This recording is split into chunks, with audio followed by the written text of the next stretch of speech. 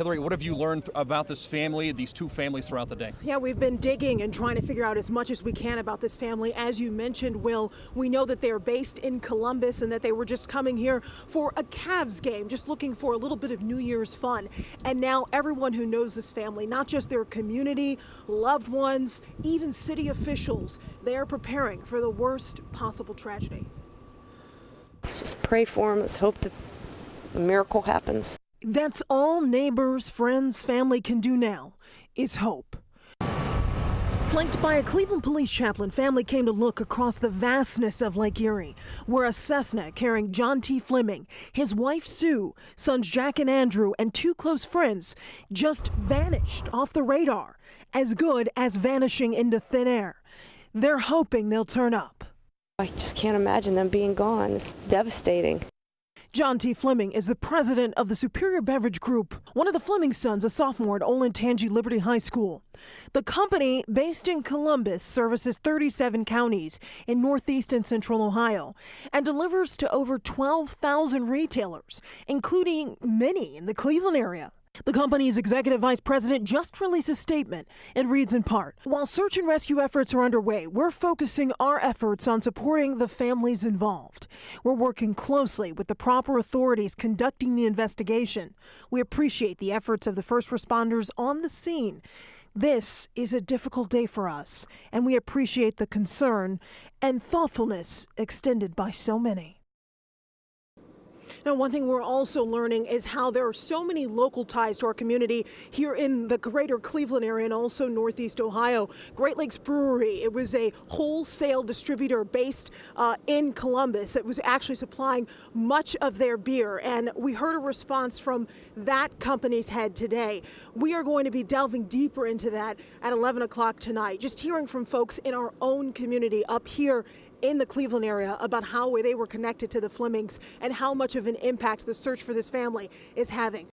A plane carrying two Ohio families vanishes off the radar shortly after taking off from Burke Lakefront Airport. We have the latest on the investigation, including what the Coast Guard is saying tonight. Tonight, the focus is on the family after a day-long search effort to find the missing plane that took off from Cleveland's Burke Lakefront Airport last night. The Coast Guard has called off the search for 6 victims on board the flight. John Fleming piloted that plane with his wife Suzanne and their 2 teenage sons, John and Andrew. Also on board the flight, a neighbor and the neighbor's daughter, all from the Columbus area. Our Hillary Golston has looked into the investigation and joins us now. Hi there, Sarah. By all accounts, this was 2 families flying back to Columbus after a Cavs game. But as you said, that search was suspended at 7:30 p.m. tonight, pending further developments. That basically means the Coast Guard has no plans to resume searching unless something very big happens. They say it is always so difficult when they make that kind of decision. And tonight, they're already calling this a tragedy. A happy, smiling family, the Flemings from the city of Dublin, a neighbor and a neighbor's daughter, all on board last night when the plane vanished off the radar. Where are they? Where is this plane? How did they just disappear into thin air like that?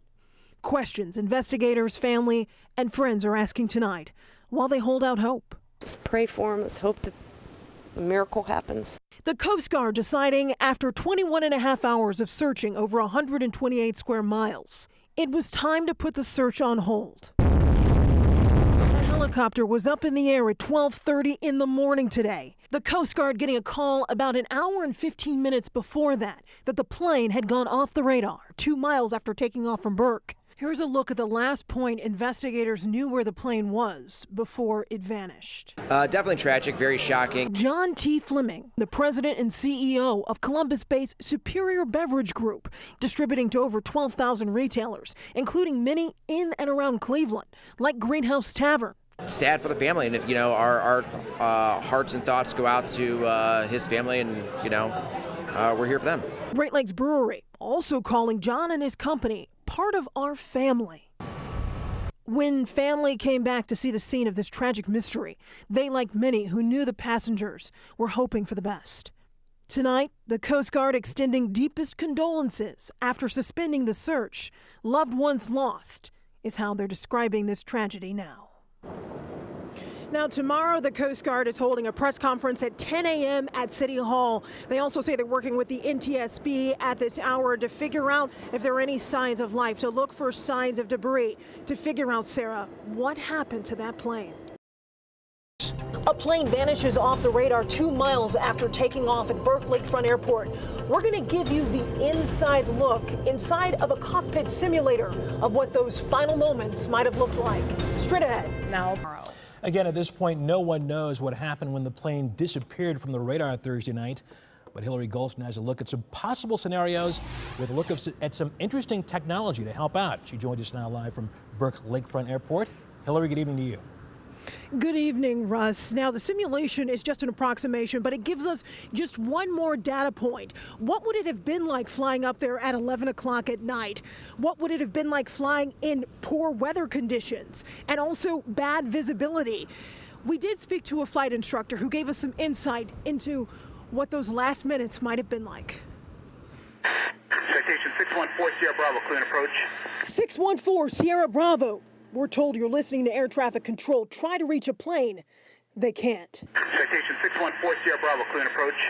Very distracting. Right now, you're watching Kent State flight instructor Jason Lorenzen and I simulate the flight from Burke the Cessna jet might have taken. Right now, we're in a cloud. There's precipitation. It's dark. That's what's creating that strobing effect. And this is where things went awry. And we're speeding up. We're 220 knots. Towards the ground we go, speeding up as we plunge into the lake. And that's what he would have seen. Nothing. Lorenzen says not enough time to even be afraid. The flight likely lasting less than a minute. Citation 614 Sierra Bravo, clear and approach. And then Citation 614 Sierra Bravo, clear and approach. nothing from the pilot. What could have gone wrong around the time that something went wrong for this pilot? He could have experienced severe ice. Was there decontamination on the wings that he didn't clean off before he departed? Was he relying on his senses instead of his instruments? This is almost at 4,000 feet a minute descent. There could have been an incapacitating event, such as a heart attack or some health issue. Citation 614 Sierra Bravo, clear and approach. For all the speculation, we know when Cleveland Air Traffic Control said this, Citation 614 Sierra Bravo, clear and approach. they heard this. Now, one very important takeaway from the press conference that happened today at 5 o'clock, the NTSB is the one that will decide how this happened. They're going to do the investigation in terms of what the cause was. How did that plane go off the radar? One thing that's going to be very important for them is getting certain pieces of this plane, like the black box, like the engine, like the flaps, like the wings. That is going to be critical, Russ, for understanding and unraveling this mystery. Hillary Golston at Burke, thank you.